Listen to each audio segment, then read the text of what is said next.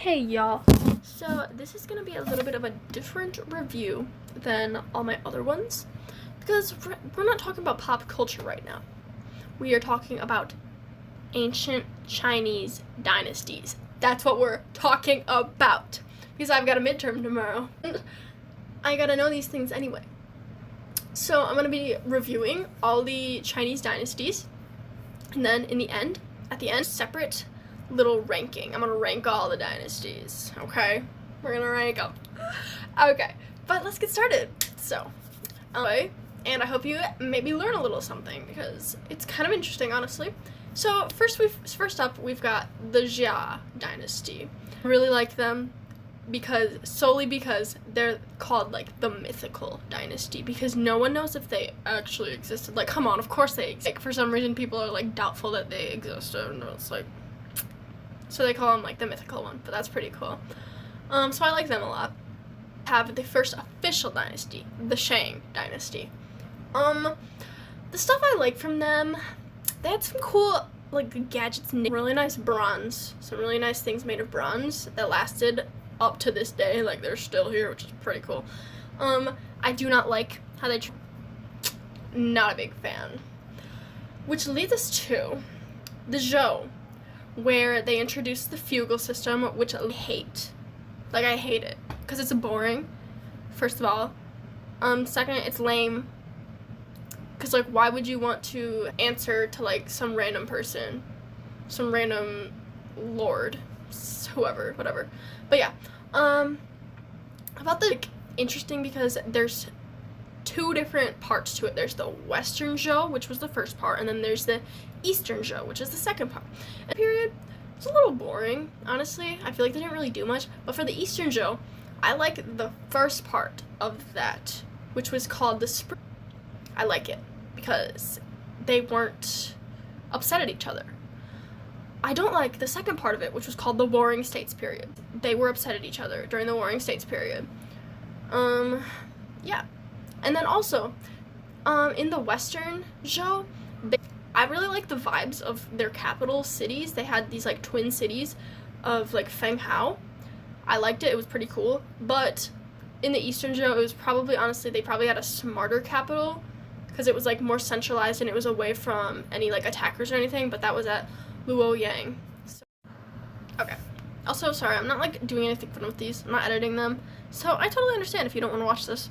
It's probably going to be very much so longer. Anyways, and then another thing, at the end of the Zhou, at the end of the Eastern period of the Zhou, they had all these tiny independent states, you know, Warring States period, all these, they had all these little ones that is like, it's so bad for them to be like an actual cohesive nation because there's like no act, it's like everyone has their own little individual power and they're ruling on their own. So yeah, they weren't really, honestly, a nation at the end. Which leads us into the Qin dynasty. You know, this is what they named China after. China today, and honestly, I don't know why, because they sucked. The only good thing to come out of the Qin dynasty was Confucius, okay? And they didn't even like him in their own time. And he died thinking no one liked him. So, but yeah, the government was stupid strict. They ran the nation based on fear, which is stupid. And they also had the first emperor of China, which is like, that's probably honestly why they call it China now, because the Qin had the first emperor. But yeah, I don't know. I'm not a fan. I'm really not a fan. They were just too strict. Didn't like it. And no one else liked it either. Now, because no one else liked it, it fell, obviously. And so that leads us into my fave. I'm telling you right now, this one is going to be on the top of the rankings at the end. But we get into the Han dynasty. I love the Han dynasty. They are my fave. They are my fave. They adopted Confucianism as their official philosophy. Hooray. I love it. I love it so much. They were the longest running dynasty. For a reason, obviously, because they were so cool. Another thing that was so epic of them, they allowed the commoners to like rise to power in government through like the civil service exams. And so they were basing the people in their merit and their talents rather than their family connections. Come on, why aren't we doing this? Why isn't everyone doing? Han got it right. The Han knew what they were doing, okay? Anyways, also, they developed paper in the Han Dynasty. Come on! They developed the Silk Road? Guys, they knew what they were doing. They had all this trade going on. They were prospering. They were absolutely prospering. You know, their Emperor Gaozu, Emperor Gaozu lowered taxes. He freed slaves. He promoted commoners in government, and he encouraged talent in government, making it a meritocracy rather than the stupid family connections. And all of this peace in their kingdom led to getting hella rich, bro. Hell yes. But then, of course, you know, that emperor died. I think they had a few more, but then whoever the stupid last one was, I don't know actually what his name was. I think it was like Emperor Jian or something. He was dumb. He increased the taxes, and it led to a revolt. And there's all these warlords ruling separate states again, and we already saw how that went earlier, so, you know, we know what's going on. And so it led to this thing called the Three Kingdoms period, which sucked. There was, like, unity there, and there was, like, weird fighting stuff going on. So anyway, we got a break here in between the dynasties for, like, some disunity. We head into the Sui. I'll give them credit. They finally united China again. And they brought back Confucianism and like the meritocracy aspect of it. Plus, they constructed a Grand Canal. It's called the Grand Canal, which was because it helped with like trading so much, because all of the rivers in China run east to west, but the Grand Canal was man-made, and they made it north to south, so it made it so much easier for them to move goods and stuff. So yeah, I don't actually remember why they fell, but we head into the Tang after them. Now, propaganda will have you believe that the Tang is the best dynasty. Listen, the Tang is like okay, like they were good. They were a good dynasty. They were so popular. I don't know why though. Actually, no, I do know why, but no. Anyways, the Tang. Their motto, expand, expand, expand. They expanded so much. They expanded the kingdom westward. I mean, they couldn't go east, I guess. There was ocean over there, but yeah, there was a lot of in their time. They had some arts and like literature. There was like a lot of cultural exploration going on. I think they were also they were seeing some other cultures a little bit starting to. But they also, like, transmitted their own cultures a lot, which was pretty cool. I like that. I like that they were so influential with their own culture. Oh, also, one thing that was pretty damn cool about them, they have the first and only, I'm pretty sure, female empress to ever rule China, which was Madame Wu Zhao. Epic. I don't know if she was actually that good, honestly, but period, we love seeing. Okay.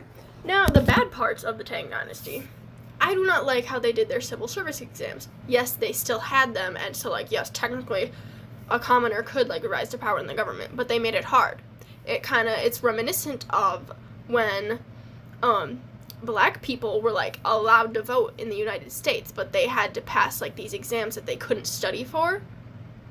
That's how the civil service exams were in the Tang Dynasty, because it was like you needed like a tutor for it, low-key. And so if you were poor, you really weren't going to do that well because you couldn't afford a tutor, you couldn't afford to like learn anything. If you were like middle class, it was like okay, but like basically if you had money, you could rise to power. At the end of their dynasty, their expansion kind of bit them in the butt, okay? Because it was hard to control all that stuff. It was hard to like keep it unified. And also there were rising costs in the government, and like the taxes were just horrible. And you know, this is a trend that you see every time they start raising the taxes. That is when your dynasty is gonna end, okay? Don't raise your taxes or else your dynasty will end. Okay, then we move on to the Song Dynasty. Honestly, they're pretty boring. We didn't really learn much about them in class, so I can't really teach you much about them. I feel like we didn't learn much for a reason, because I feel like probably not a lot was going on there. So, honestly, they might be a little low. little low on the list. But then the Song were getting like taken over by the friggin' Mongols from the north, and that led to the Yuan dynasty, which was ruled by foreigners, the Mongols. That's iffy to me. I do not like a foreign ruled dynasty at all, especially from the Mongols. I hate the Mongols, actually, by the way. The Mongols can suck it. Unpopular opinion, maybe. I don't actually know what other people's opinions are on the Mongols, but honestly, they were trying too hard, in my opinion. I did not like them, and they were just mean. Like, why would you be so mean to people like that? But, yeah, I don't know. The Yuan dynasty was important, though. I feel like they had a lot of, like, important events going on there, or at least with, like, with Japan and Korea. At the time, it was, like, a lot of stuff going on in the Yuan dynasty was influencing Japan and Korea. So, that's why it was important. But then, we head to the Ming dynasty, which a Yuan, like, a peasant from the Yuan dynasty had, like, risen up to become the new emperor for the Ming dynasty, which is pretty cool. I like that, actually. I like it. Now, the Ming dynasty, they had all this nationalism because previously they were ruled by the Yuan dynasty, which was literally just Mongols. Like, the Mongols came in and just took over. So they were, like, embarrassed. Like, that is embarrassing that your nation got taken over by, like, the Mongols. So they're, like, embarrassed by all that, and they're like, okay, we gotta be nationalists now. We gotta have pride in our nation. So, yeah, they hated that. They hated that the Mongols got the better of them. So, in the Ming dynasty, they had a really prosper, like from 1500-ish to, like, 1600-ish, which was nice. I like that. I love when we have prosperous eras. Bosses. Yeah. Although I did not like, they were, like, actually just a monarchy, like an absolute monarchy. So the one, like, the Yuan peasant who, like, rose to power, he was, like, literally just controlling everything, bro. And I was like, I don't really like that aspect of it, but, you know, what are you gonna do? They also emphasized, like, their naval affairs, which was pretty cool in the military and stuff, because that, like, led to them having, like, voyages and stuff, and seeing the world kind of now more. So they, like, aspects in their culture going on there, which I thought that's pretty cool. But then, they had to stop those because they were scaredy cats, and there were Japanese pirates, like, coming after them. So they scared, and they suppressed, like, all the information that they got from any voyages, and shut themselves in. They literally, like, shut out the rest of the world, because for some reason, like, it can't have been just the Japanese pirates, bro. Come on. But, yeah. So they were, like,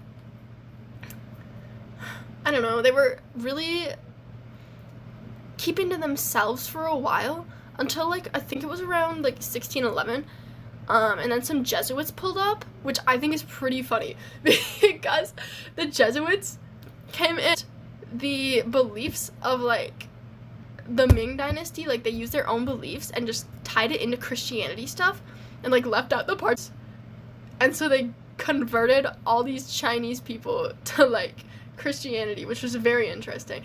And so, low-key, for the Ming, they fumbled there, because why would you let someone pull up like that and drop your own style just because they said a few convincing words to you? For confidence in yourself. Anyways, and then we are led into the Qing dynasty. Honestly, I'm not a huge fan. I'm not impressed. I feel like some people are impressed by this one, but I'm not. And that's how a lot of people were impressed by the Ming dynasty. No. It was kind of lame, honestly. Anyways, Qing dynasty. Once again, we are expanding in the Qing dynasty. Yeah. I do not like. Okay, so there was, like, these Manchus who were, like, foreigners coming in trying to take over everything. And they did, like, from the end of the Ming dynasty, I think, is how this happened. And so everyone who was in power there was, like, the Manchus. And so all these people in, like, the higher up positions, the Manchus, were drawing lines between themselves and, like, the Chinese people, the Chinese commoners. But it's, like, literally just all the Chinese people, because they're not Chinese. They literally are just, like, randos who came in. and started ruling. So it's like, I hate when Dynasty, I'm telling you guys, okay, but yeah. Also, that was their downfall, being a foreign dynasty. And yeah, people just didn't like them. So yeah, so they fall, and finally we're done with the imperial system in China, which honestly, I'm glad of. Actually, I don't really know. I don't have a strong. Alright, final ranking time. You already know, number 1, my dynasty. It's like when people say it's not my president, or he's my president, or stuff like that. The Han Dynasty, that's my dynasty. Okay, yeah, number 1, Han Dynasty. Number 2, the man, the myth, the legend, the Jia Dynasty, that we don't know even existed. Number 3, the Tang Dynasty. Like, I know I was talking about how they're overrated, but yes, they were a good dynasty, okay? They were prosper. Number 4, I'm giving it to the Shang, okay? I know it's like, I know they didn't really do much, but I feel like when there's not a lot to talk about, you're not that problematic. And I love when we're not problematic. Anyways, next up we've got the Yuan. I like how I said I love when we're not problematic, and then I name a problematic dynasty after that. But yeah, Yuan did some things right, definitely. So even though they had bad aspects, it's like, I mean, everybody has bad aspects, of course. But number 6, I got the Ming. They're in the middle there. I'm just like, yeah, I don't have strong opinions, but whatever. Number 7, I got the Sui, and then number 8, I got the Song. So the Sui and the Song are like both like these weird transition dynasties that like didn't really have anything, I feel like. So that's why they're so low on this list, because there was like nothing really that stood out for me. And I know I literally just said earlier that when you don't have anybody talking about you, overseas, but like still, whatever. It's in the list. Number 9, I've got the Zhu. I don't like how upset they were with each other. I don't like that they warred, okay? That's why they're down there so far. And then number 10, I've got the Qing. I just, like, come on now. Honestly, they didn't even need to as a dynasty. Like, they could have just not had that dynasty. And then number 11, we've got the Qin dynasty. I didn't like them. Didn't like them. I've got strong opinions. Thanks for watching my review of all the Chinese dynasties. Let me know if you, LMK, if you want more, Asian history. I could talk about Japan or Korea or India. I could talk about religion. I could talk about, rulers. I could talk about samurais in Japan. There's not really much to talk about with samurais. But yeah, LMK.